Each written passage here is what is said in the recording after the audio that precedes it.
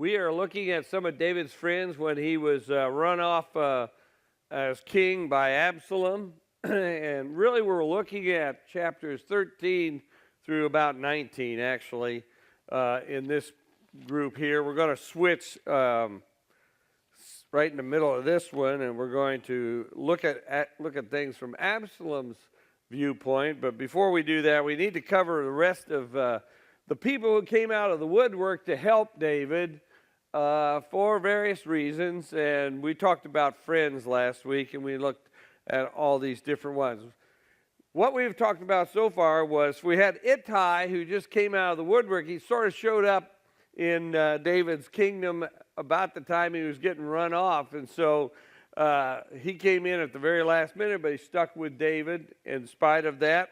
Then we looked at Abiathar and Zadok, and they're the priests who took care of the Ark of the Covenant, and they got sent back into Jerusalem for as spies for David, and their sons were the ones that came out and actually will be helping out in terms of information for David. Well, we looked at them too. Then we looked at Hushai, and Hushai was interesting because he was sent to be a problem child to Absalom and give him bad advice, and Hushai does that. And we looked at that at the end of last week in terms of this thing, when Hushai the Archite, his special task was to be an inside job, and the priests were to send information to David. We also looked at the prayer of David for Ahithophel. And this was, Ahithophel was one of the guys that was involved in the betrayal of David for Absalom. And in verse 31 of chapter 15, there is a prayer that David says concerning Ahithophel. And David said, "O Lord, I pray thee, turn the counsel of Ahithophel into foolishness." That's a prayer against someone who is against him. And I talked about those kinds of prayers. You know, in our lives, we deal with a lot of people, and occasionally, we as Christians are always told that we should pray for our enemies and everything like that. But you know what? Sometimes I pray against enemies, because not everybody has good intent. Now, somebody may be having a bad day, but some people are malicious and evil. And David prays a prayer here, and he says, I want you to deal with this guy because he's a betrayer. And we know that the issue of God and the issue of David is the same one, has to do with loyalty. And we talked about that. Loyalty. Faithfulness is another term, but loyalty is what he's talking about. And so when he does that, he says, I want you to deal with Ahithophel. And we talked about that too. I wanted to pick up at chapter 17, verses 1 to 14. I just want to read those because this is where Ahithophel is his downfall because of that prayer as much as anything. Now, of course, David sent Hushai in there to combat what Ahithophel was saying to Absalom. Moreover, Ahithophel said to Absalom, let me choose 12,000 men, and I will set out and pursue David tonight, and I will come upon him while he is weary and discouraged, and throw him into a panic, and all the people who are with him will flee. I will strike down the king only, and I will bring all the people back to you as a bride comes home to her husband. You seek the life of only one man, and all the people will be at peace. And the advice pleased Absalom and all the elders of Israel.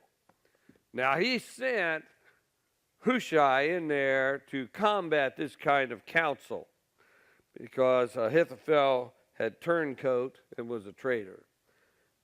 Verse 5, then Absalom said, call Hushai the Archite also, and let us hear what he has to say. Now, why would he call him? God may have put it on his heart. You know, there's another guy here. I want to hear what he has to say. And when Hushai came to Absalom, Absalom said to him, "Thus has Ahithophel spoken. Shall we do as he advises? If not, you speak." Then Hushai said to Absalom, "This time the counsel which Ahithophel has given is not good."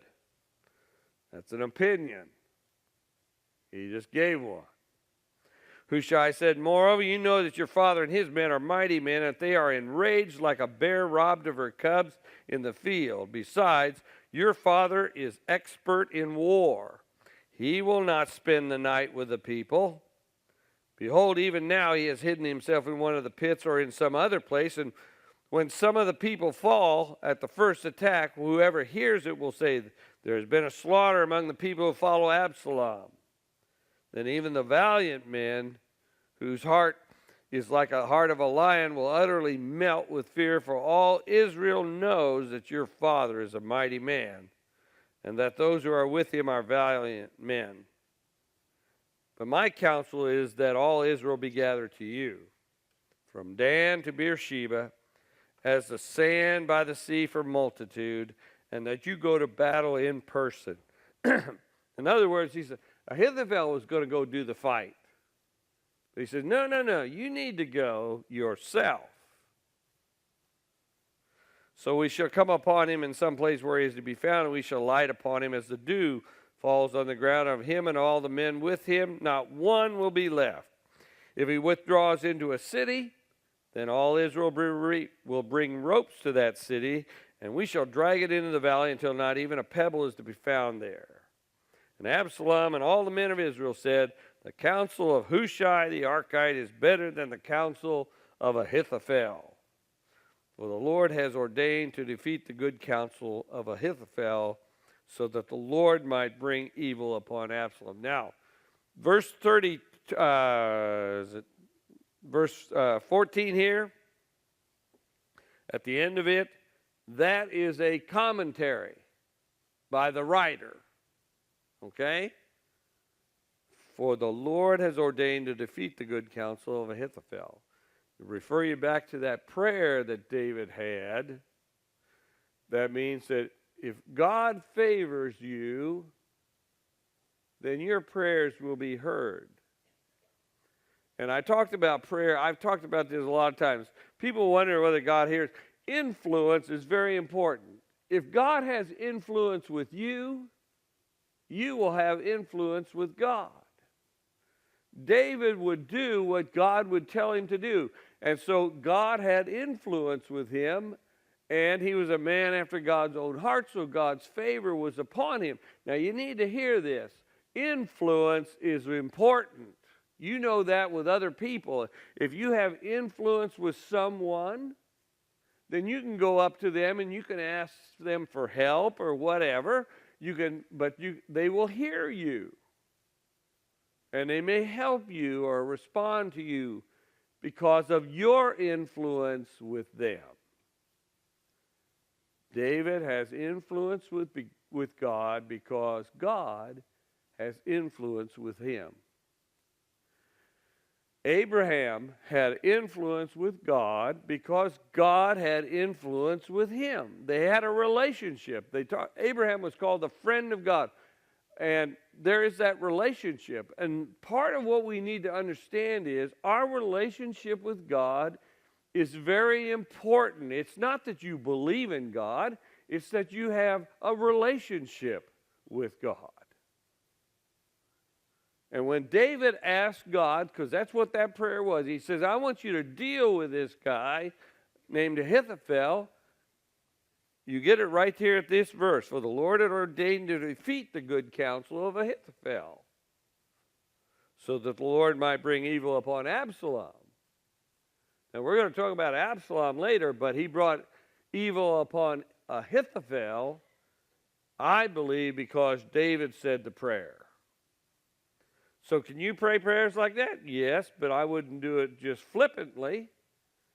But I've dealt with people before, and I said, "Lord, I don't know whether this person is just having a bad day or whether they're dealing in evil and maliciousness, but if they're dealing in evil, then I want you to deal with them."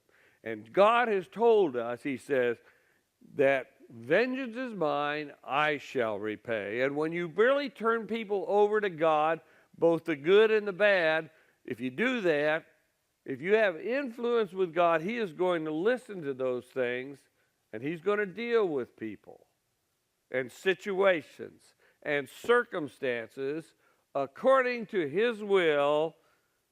But if you have influence, like with an influence with a person, hey, you come ask me something. If we have no influence, no relationship together, it's very difficult to get somebody to do something for you. But if you have influence, you have a relationship, you can. And David had a relationship with God. So Ahithophel was turned down.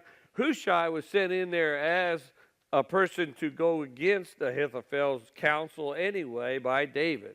So he's not only a spy, he's an agent.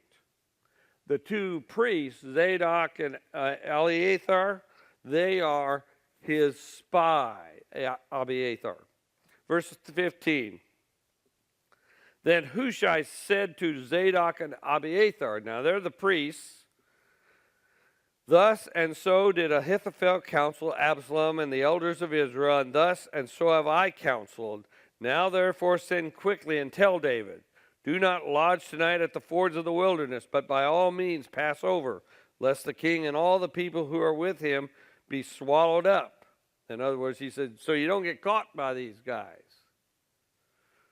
That's a spy, and he's got two spies. Now Jonathan and Ahimaaz were waiting at En-Gogel, or Gel. A maidservant used to go and tell them, and they would go and tell King David. And these are the boys of Abiathar and Zadok. So they were the messengers to bring information from the two priests who are spies. Okay, you getting all this story? And so both of them went away quickly. Now think about this maiden too. There's a maiden here. There are people in our lives that we may not pay much attention to, but they may have something going on here. This gal, whoever she was a help here, and she actually is going to help these two sons of these two priests.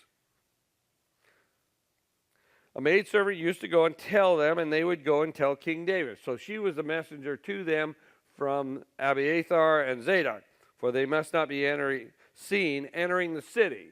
So she would go outside the city, talk to those two boys, young men probably, they're probably men, but in verse 18, but a lad saw them and told Absalom.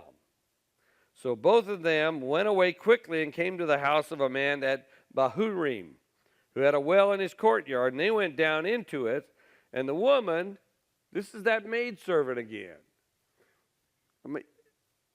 It is very important that we pay attention in our lives and be intentional in our living. There are people in our lives that pass through our lives or that are around the edges of our lives, and a lot of times we just don't pay any attention to them. This maid is on the peripheral vision, you might say, of this story. But she's there, and she does it. And so this kid sees her talking to those guys, and they told Absalom, and so he went after them. And the woman took and spread a covering over the well's mouth and scattered grain upon it, and nothing was known of it. So in other words, she hid those two sons of those priests. When Absalom's servants came to the woman at the house, they said, where are Ahimaaz and Jonathan? And the woman said to them, they have gone over the brook of water. So she just lied about that. And when they had sought and could not find them, they returned to Jerusalem. And so she did that for them in terms of this. You might say that maidservant is the friend and confidant, and also the one who gives information for those two young men, because she could have turned them in and saved her own hide. Got to think about these things. There are things going on in our lives all the time. And sometimes we are in the battles of our lives, and sometimes it has to do with people around us that are bothering us, or whether that we might be in conflict with. But it might just be the conflicts of just living this life that we run into in terms of things. And there are people around us who can be helpful. They are friends, even though we might not look at them as the ones we would sit down and bare our soul with, but they are friends to us. And this little maidservant here was a friend for those two young men. Verse 21, and after they had gone, the men came up out of the well and went and told King David. They said to David, arise and go quickly over the water, for thus and so has Ahithophel counseled against you. Then David arose, and all the people who were with him, and they crossed the Jordan. By daybreak, not one was left who had not crossed the Jordan. And so they were given that, and he carries out the information. You know, spies are important in wars. Spies are important. Verse 23, when Ahithophel saw that his counsel was not followed, he saddled his ass and went off home to his own city, and he set his house in order and hanged himself, and he died and was buried in the tomb of his father. Now, refer you back to the prayer of David. He says, I want you to deal with this man. And then you look at this, and he said, for the Lord had ordained in verse 14, had ordained to defeat the good counsel of Ahithophel. It was good counsel against David. But something got into Ahithophel, and he hung himself, and he died, and he was taken out of the picture. Did God have anything to do with that? I think so.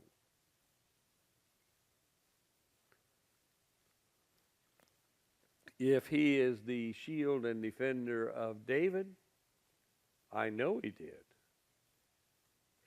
And if David is a man after God's own heart and in relationship with God, he has influence with God, and he says, I want you to deal with this guy. Because he's a traitor. He is disloyal. He is unfaithful to the king. And it happens. Verse 24. Then David came to Mahanaim, and and Absalom crossed the Jordan with all the men of Israel. Now Absalom had set Amasa over the army instead of Joab. Now why would he do that? Well, for one reason is that he actually probably knew, since he deals in traitorous and conspiracy things, he probably knows that Joab is still for David. So he sets his Amasa over the army instead of Joab. Amasa was the son of a man named Ithra, the Ishmaelite, who had married Abigail, the daughter of Nahash, sister of Zeruiah, Joab's mother. So in other words, this guy was related to Joab, but he was probably a cousin, first or second cousin, something like that. It's kind of hard. If you start singing this stuff, it'd be a country and western song. And Israel and Absalom encamped in the land of Gilead. When David came to Mahanaim, Shobi, the son of Nahash, from Rabbah of the Ammonites, and Machir, the son of Amiel, from Lodabar, and Barzillai, the Gileadite, from Rogelim, brought beds, basins, earthen vessels, wheat, barley, meal, parched grain, beans, and lentils, honey and curds, and sheep and cheese from the herd for David and the people with him to eat. For they said, the people are hungry and weary and thirsty in the wilderness. Now, here's the another group of friends here. Friends of David in his conflicts in life, in the battles of his life. In your life, I want you to think about this. And sometimes you play the role of the friends. Sometimes you're in need of friends. So pay attention to your life. Also pay attention to the peripheral vision of your life. The people that are around you that may not be real close to you, but may be, in fact, okay and for you if need be. David has these people. He never met these guys before. Okay, there's Shobi, Maker, and Barzillai. I would call these guys angels ministering to God, to David. These are friends of David, but they're friends who are on the very much on the peripheral of his life. He doesn't really know them, but they end up being somebody that helps them. Now, we all have people around us that occasionally might help us or we might help them. And you are the star of your movie, by the way. You're the king in your story, and there are people around you. Pay attention and be intentional. David needs some help here because he's on the run again because Absalom's out to kill him and take over his throne and his kingdom. So these three guys are angels ministering to David. That's what I would call these. Now, people, these are friends who meet needs. Ever had anybody just kind of help you out? That's what they're doing. They said, hey, these guys are hungry, they're weary, they're thirsty, and so they just come along and they look at all the stuff that they brought.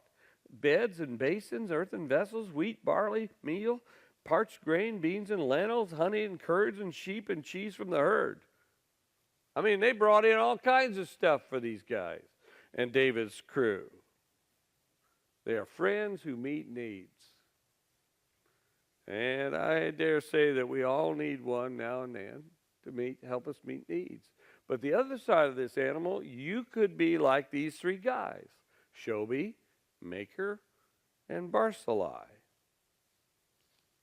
Another thing about a friend, and friends come in some strange places. I call these the friends from low places because these are people that are just out there.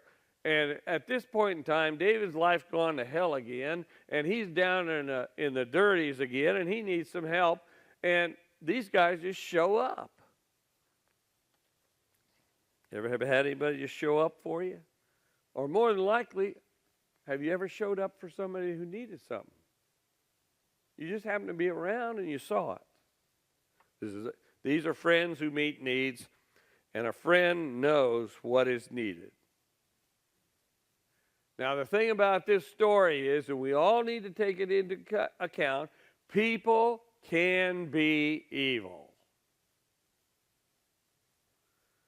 I know the truth. Jesus died because we're no good. And that's the truth. That is every one of us. That includes David, by the way, because we saw him go evil. But a person can be evil. If you want friends, one of the ways if you want friends, you got to be a friend of people.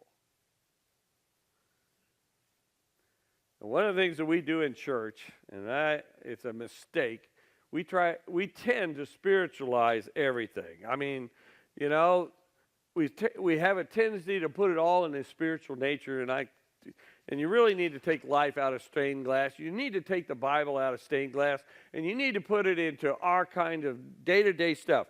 We tend in church to spiritualize everything. These are friends here who pay the bills. This is somebody that comes along and, hey, gives you a meal or something.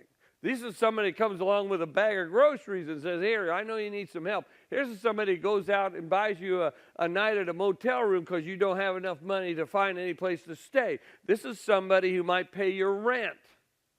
This is somebody who might pay your electric bill or something like that. This is the stuff of life. These three guys here are friends in low places. And we all need them. And by the way, this stuff runs both ways. If you want friends, you got to be a friend. Our attitude is a lot of times is to kick somebody when they're down, but these three guys, I want to tell you about them. Shobi, he's an Ammonite, okay? That's what we know. Now, what we know about the Ammonites is that Shobi shouldn't help David at all, because they've been enemies for a long time, the Israelites and the Ammonites. And yet, Shobi steps up instead of being David's enemy, and he helps him out. That's the first guy. The second guy, by the name of Maker, he's from Lodabar. Now, we've talked about Lodabar before, but the Lodabar means no pasture. That means that Lodabar was a wilderness area in terms of Israel in that area. And people from Lodabar were poor anyway, so they didn't have enough anyway. And Maker could have said, you know, I'm not going to help David. I don't have enough to take care of myself. But he gets in there and he helps. Shobi could have said, I'm not going to help David because he's been an enemy of us, my country, for all this time. But he doesn't. He gets in there and he helps him out. Barzillai. This is a guy who's about 80 years old. He said, I'm retired. I don't need to help anybody anymore. You know, I run into this one with people in church a lot. Well, I'm retired. I've done my job in terms of church. I don't need to do this stuff anymore. Well, Barzillai could have said that too. He says, you know, I'm the old guy here, and I'm just going to sit on the porch and watch them go by. But he doesn't. He gets in there and he helps them out. And he's the old one. And so you have these friends in low places. These are just people off the streets, but they turn out to be David's friends at this particular time. And the fact of the matter is, everybody here at one time or another probably needed a friend, somebody to help you out. And we're not talking about the spiritual things in life. You just needed a hand up, maybe. You know, that's where we got to look at this stuff. We got to take it out and put it into our own lives. You might be 80 years old, but that don't mean you can't help somebody out if they need some help. You might be not particularly friendly with somebody, but you know, it could be a neighbor who's just a jerk or something like that. But you know what? If they need a little bit of help, you might show up and help them out. And you might not have enough money to help somebody out very well at all, but maybe you can help a little. You see, that's the three guys in low places that are involved in David in terms of his friendship and all that goes with that. And so we're looking at that particular thing. Now, they're the angels that are around us. Sometimes we need those kinds of angels, friends who meet needs. Chapter 18 is about Joab. And Joab is the fifth group of friend here. Joab is, now we're going to look at chapter 18, but this is where he defeats Absalom, is in chapter 18. But David doesn't do that. Joab does that for him. So I'm going to back up, and I'm going to back up on Absalom here in a little bit. But I want to go and look at Joab as David's friend for a couple of minutes, and I want to look at that in chapter 19. So we're going to skip 18, and I'll come back to that in terms of when I deal with Absalom here. In chapter 19, verses 1 to 8, Joab, who is probably the most loyal friend that David has. He is the number one general for Israel. And he has been beside David since the very beginning.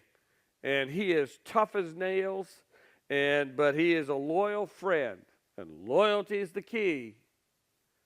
Faithfulness, we call it faithfulness, but doggone it, it's loyalty. Chapter 19, verses 1 to 8. It was told Joab, this is after Absalom is been killed. I better back up and just pick up the last couple, 3 verses on chapter 18. I'll start at verse 31. And behold, the Cushite came, and the Cushite said, Good tidings for my lord the king. He's talking to David. For the Lord has delivered you this day from the power of all who rose up against you. That's Absalom and his bunch. The king said to the Cushite, is it well with the young man Absalom?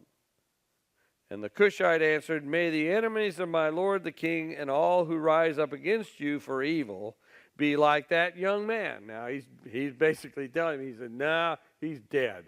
That's what he's saying, but he's saying it nicely. This is the king, and it is his son. And the king was deeply moved and went up to the chamber over the gate and wept. And as he went, he said, oh, my son Absalom, my son, Absalom, would I had died instead of you. Oh, Absalom, my son, my son. So this was the death being brought to David's attention, okay? In chapter 19, verses 1 to 8, we get a picture of Joab. And it's really good to understand that this is a kind of friend that sometimes we need too. It was told Joab, behold, the king is weeping and mourning for Absalom. So the victory that day was turned into mourning for all the people, for the people heard that day, the king is grieving for his son. And the people stole into the city that day as people steal in, who are ashamed when they flee in battle. The king covered his face, and the king cried with a loud voice, O my son Absalom, O Absalom, my son, my son. Then Joab came into the house to the king and said, you have today covered with shame the faces of all your servants who have this day saved your life and the lives of your sons and your daughters and the lives of your wives and your concubines, because you love those who hate you and hate those who love you. For you have made it clear today that commanders and servants are nothing to you. For today I perceive that if Absalom were alive and all of us were dead today, then you would be pleased. Now therefore arise, go out and speak kindly to your servants, for I swear by the Lord, if you do not go, not a man will stay with you this night, and this will be worse for you than all the evil that has come upon you from your youth until now. Then the king arose and took his seat in the gate, and the people were all told, behold, the king is sitting in the gate, and all the people came before the king. Now, I'm there to tell you here, this is Joab. Now, he has been with David since the very beginning. And he is tough as nails. He's the commander of all the armies. He's the secretary of defense, you might say, for Israel. And, buddy, he comes in there and he says, listen, you idiot. He tells him, you need to get up off your can and do your job, David. He said, these people, you're whining about this son of yours who has been evil to you and all the people who have been good to you, and you're out here just crying all over this place. And he said, you need to get up there and do your job, because all these people are for you. And you notice it says they snuck into the city. They were all ashamed. They didn't want to. You know what they really wanted to do? They wanted to have a celebration. But they didn't, because the king was coming apart because he lost his son, who was as evil as the day was long. And Joab tells him straight, buddy. He says, this kid you had, it was a rotten son. And it's a good thing that he's dead, basically. Now, occasionally, we need friends like this. I don't know how many times over the years I've had occasion to be the person like Joab, but I've also been the recipient of a Joab or two on occasion. And sometimes we need to hear the hard truth. And that's what he's telling him. He says, here's the hard truth, David. Your son was evil. And he would have destroyed the entire country, and he would have killed all your wives, your concubines, and your children. And he would have done that because he's an evil person. And you need to know that truth. And sometimes we have to do those things too. You know, I know that I've been involved in a couple, 3 interventions at times over the years, and somebody needs to get the hard truth into somebody. And Joab is David's friend. And that's the reason why he gets in his face. And sometimes we need a friend like that. Somebody to get into our face about something that's going on, or something we're doing or not doing, or something like that. And I've had that happen to me on occasion from people around me. I've done it to people occasionally that are around me. And you have to understand something, that Joab is not, he is the best friend that David's got, but David is still the king. You are the king of your movie, your life. And somebody gets in your face about things, you can go a couple of ways with that, can't you? And David could have gotten up and said, put him to death. I don't want to hear this. But he didn't. Sometimes you have a friend that stands up to you, and all you want to do is put them to death because you don't want to hear it. Sometimes you're the one who is going to be put to death because they don't want to hear it from you. Now, David, we know this. We've watched him. He went evil, but he is also a man after God's own heart. We know that truth. And really, you don't want to judge anybody's life until you got the complete picture of it anyway. And God doesn't either, because David is the one. He's the king who is going to be the one who brings along the Messiah. He is a man after God's own heart, and he is a warrior too. I mean, that guy wasn't lying. Hushai wasn't lying when he said, you know, he is a tough dude, and he is a warrior. He understands how to fight. But he is also a man who is sometimes too soft-hearted. And he definitely was probably too soft-hearted when it comes to his family. Now, this is real stuff here. And this is real stuff in terms of our lives as well. God works through people in our lives. Like Ittai, you know, the new guy that walks in the door and says, hey, I'm here. And David says, well, this house is coming down, so you might as well run the other way. He said, no, I will stick with you. It could be Zadok or Abiathar, the 2 priests, the holy men in terms of this place. And David sends them into harm's way with the Ark of the Covenant. Or you could be Hushai, who goes in and he was David's agent and gives bad counsel to Absalom. And then you got these other 3 guys, Shobi and Maker and Barzillai, come along and help him out. And then you have Joab here. God works through people. God works through people in your life as well as mine. That's why you need to pay attention. And there are people in our peripheral vision that we need to occasionally look at, like the maid that's in this story, who saves the life of those 2 priests' sons. We've been talking about friends. And we have friends out there. We have acquaintances. We have people we work with. We have people we go to church with. We have all kinds of people around us in terms of family and leisure and everything else. God works through people like you and me and all these people I've mentioned here. And like you and me, they all have clay feet.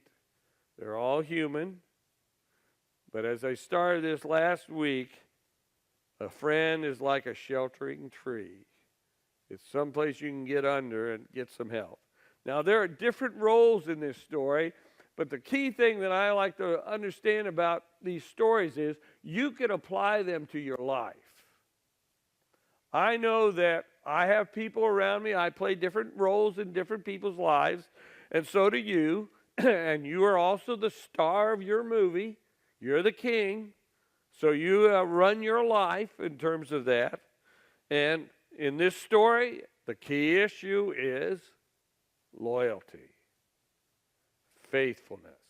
This is not about the sex that started all this stuff with David and Bathsheba. This is not about that all. It's all about the loyalty and the issue of things that take place. Now, I've just given you a picture here. Now, I want to switch the roles here. Because, well, this is the truth.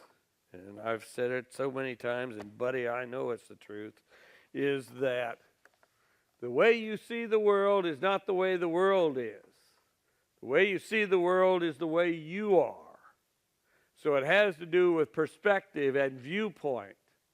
And how you view that world is the smartest thing you can do, is figure out that, I need to be able to see the world as well as I can with God's eyes and not my own, and be able to understand things. And that's why we study the Bible in the first place, is to get a different perspective on how things work in this world, so that we don't just rely on ourselves and our viewpoint of things. So I want to switch the viewpoint. We've been working from the viewpoint of David as the king. So it's really been from where he was and all these people that are around him and that are working in his life. But I want to change that perspective. Let's look at this world, chapters 13 through 19, from a different perspective. Let's look at it from the eyes of Absalom.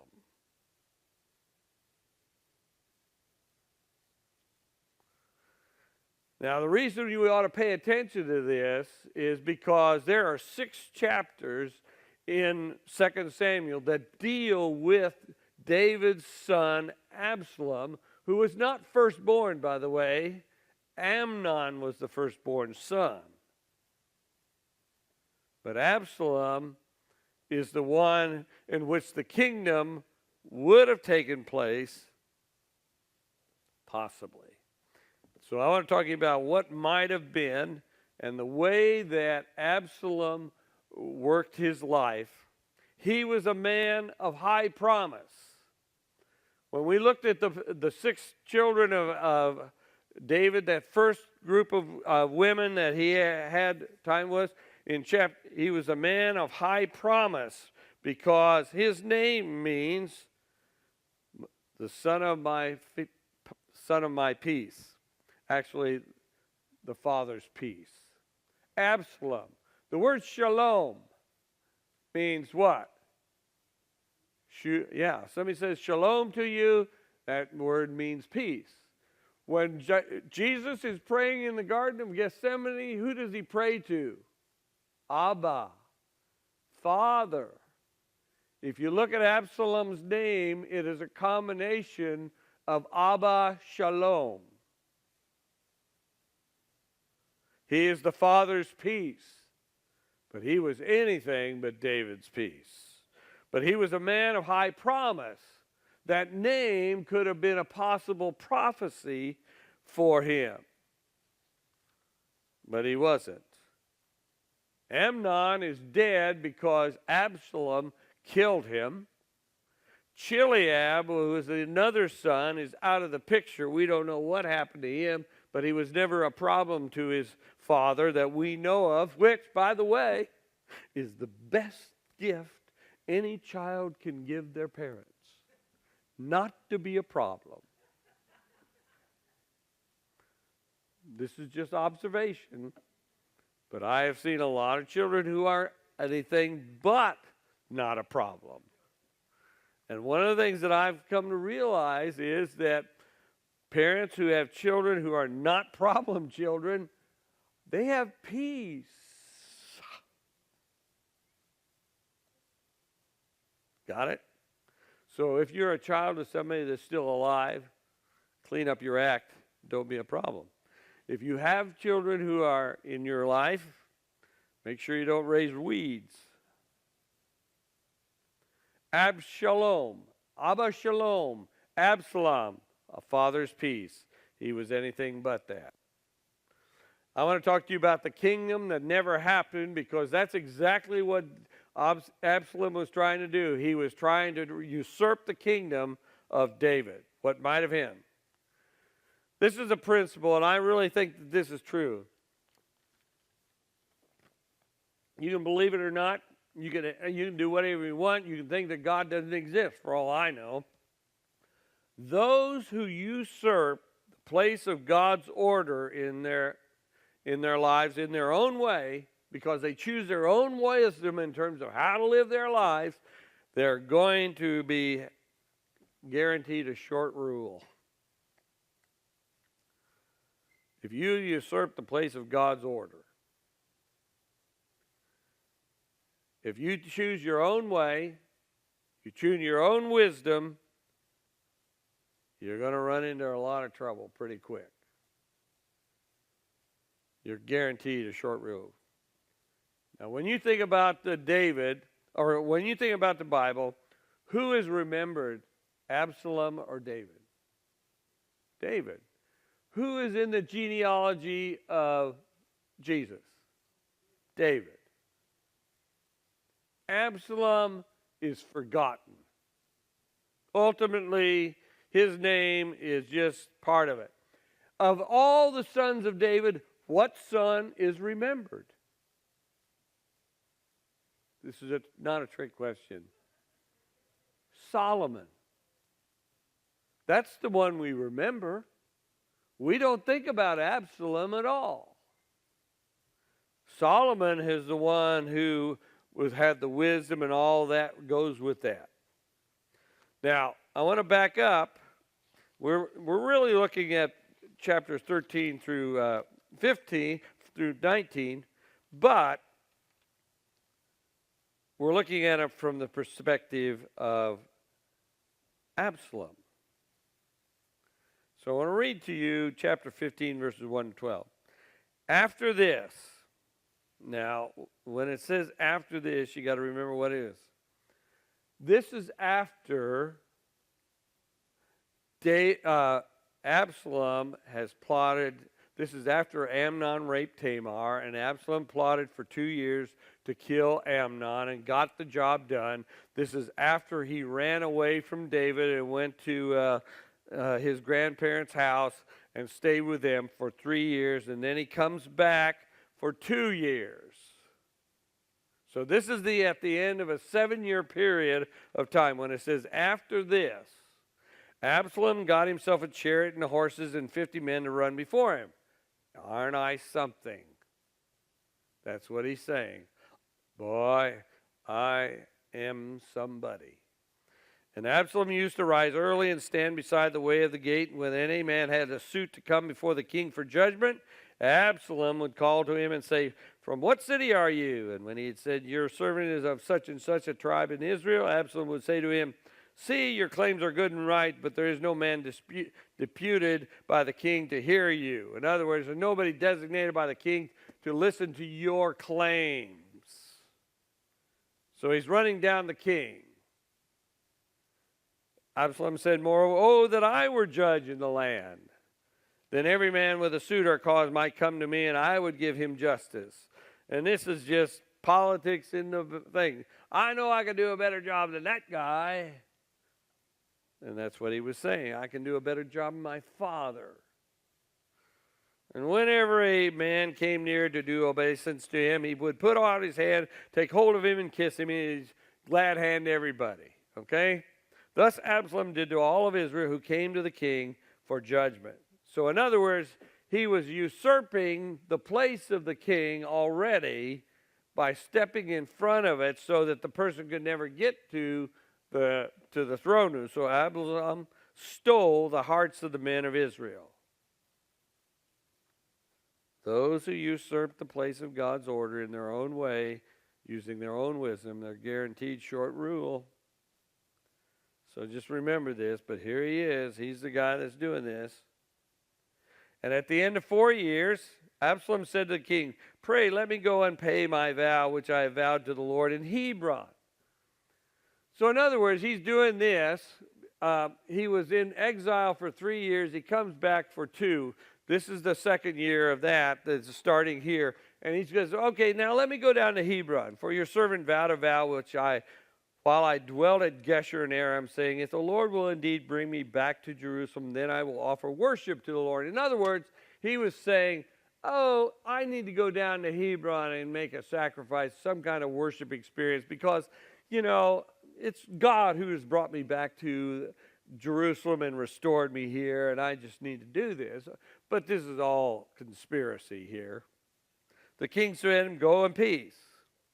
So he arose and went to Hebron. But Absalom sent secret messengers throughout all the tribes of Israel, saying, as soon as you hear the sound of the trumpet, then say, Absalom is king at Hebron.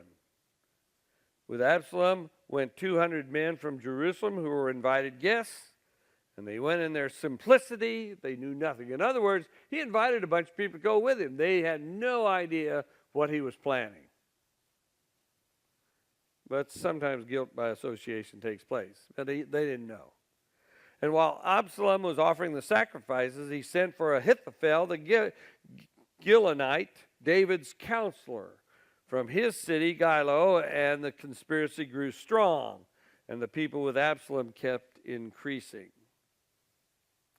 Now, in this story here of Absalom, from his viewpoint, the rebellion and the temporary overthrow takes place in chapters 16, 17, and 18, and David leaves, and we will look at that. But Absalom here is where I want to really say. He's stealing somebody else's kingdom. Now, in the workplace, in churches, in life, have you ever been a person who has stolen somebody else's thunder? That's what Absalom's doing here. In the workplace, it happens quite regularly. Somebody else tries to usurp somebody else's position, and they steal their thunder as best they can. Have you ever been that person? Have you ever had it done to you? We will always remember the ones that are done to us, because those hurt, do they not? But Absalom is doing that. He's trying to steal his father's thunder. He's trying to steal his father's throne. He's trying to take over the job that his dad has. This happens in corporations.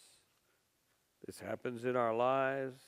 I've seen it happens with siblings who try to steal the other brother's thunder or whatever, and we do this kind of stuff. This stuff is very real here. This is the story. I'm glad that it's David and Absalom's story that's written down here, not mine. Probably you think the same thing if you're smart enough to take a good look at yourself. Absalom violates some very eternal principles here in trying to steal somebody else's kingdom. And you are a king, by the way. You're the star of your movie. But you know what? Everybody else out there is also the star of their movies. And our universes mesh with one another and rub up against one another, and our kingdoms rub up against one another all the time, and so does yours. What we're learning here in Absalom is, well, from his view, how not to live as a king. Now, I know this. I deal with broken lives and broken homes and people who just go out there and do their own thing all the time, and they are not living up to God's sovereign purpose for their lives. And we sin against one another, and we do all kinds of things. And the fact of the matter is, what it really comes down to, and I know this truth, is that we want to be God. We don't really come out and say it, but we want to. We want to rule over things that are ruining us in our lives.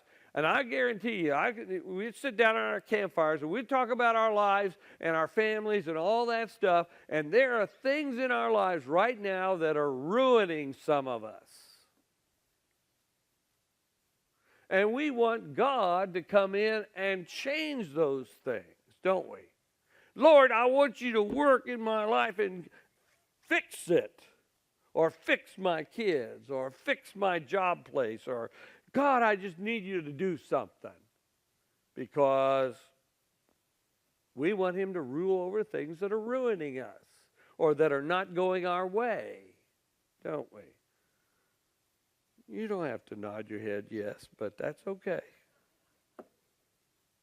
But we want to interrupt God's intended sovereign purposes in other people's lives, and that's what we do.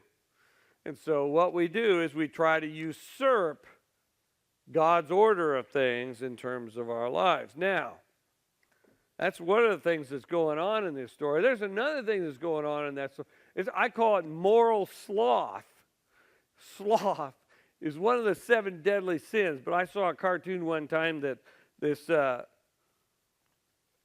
guy was confessing his sins, and the devil's standing right there, and he confesses, I'm slothful. And he says, the devil looks at him and says, I never could really get into that one. It's just too lazy. Sloth, moral sloth. We want God to rule over things that are ruining us, and so we practice more. Fat America blames McDonald's for making them fat. I'm sorry, you have to go in there and say, when they say supersize it, you have to say yes to do that.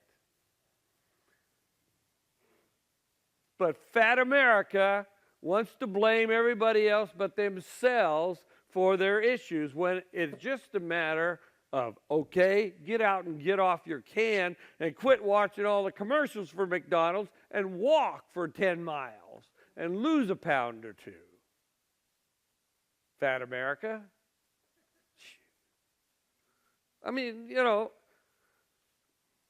we want him to allow everything that we want to do, and we want God to take away the consequences from our lives in terms of what we want to do. We want to be able to sow our wild oats and then have God allow us to do that and not suffer any consequences. And I think that's exactly what David did in some intent in terms of his parenting. And sometimes we have to literally battle intentionally battle the flaws in ourselves and our sinful tendencies. Sometimes you have to take care of yourself. Sometimes that requires self-discipline. And it's not going to be God delivering us from that and overrule the consequences of the way we live our lives. And I think that that's some of the things. If you look at the life of David, David has his faults in all this. We understand that. We've looked at that. But Absalom is responsible for his own actions. His father's sin may have contributed to the formation of that son, because I never had to teach any of my kids how to be bad. They learned that one by themselves. I didn't have to teach myself how to be bad. I had to have it beat into me a few times that you don't live that way, so that I got it on the inside of myself. The other thing that we're looking at here with Absalom is he is a guy, and I run into this a lot, that he doesn't think there is a God. David may be a man after God's own heart, but I tell you what, God doesn't have any grandchildren. He only has children. And you have to make up your mind to believe that he doesn't exist. People have to choose that. God has nothing to do with me. I'll live my life my own way, and I don't care about that at all. Oh, yeah, I believe there is a God, maybe, but he doesn't have anything to do with me, and I can live my life any way I want to. Now, most people don't say it like that. They just go on and do it. But you have to make up your mind that God doesn't exist, and he doesn't care what you do with your life.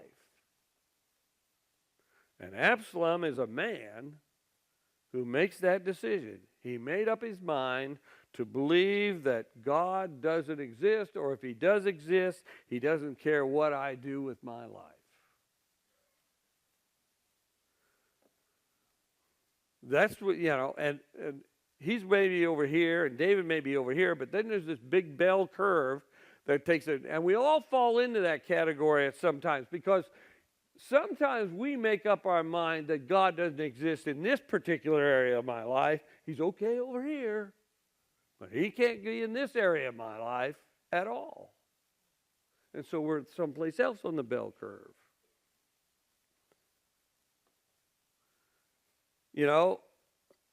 We all have to figure this out. You either have to have faith or not believe it. And we get to make the call, don't we? And as I said, your judgment, your view of the world and of God is not necessarily the way the world and God is. It's just the way you are. And this is one of those places where we're looking at Absalom. He's a man who decides, I'm going to take over my life at this point in time, and God has nothing to do with it. And that's what he does. He had to choose that because he has a father, at least, who he has seen in the temple or the holy places. He's seen a father get on his knees maybe occasionally, but his father never really taught him that, or at least we don't know that. Now, I know this. As I said, you're the star of your movie. How am I doing? Oh, we got to quit. Okay, we're going to come back to Absalom next week, and we're going to chew this boy up before we get done with him. Okay? But we're going to stop here.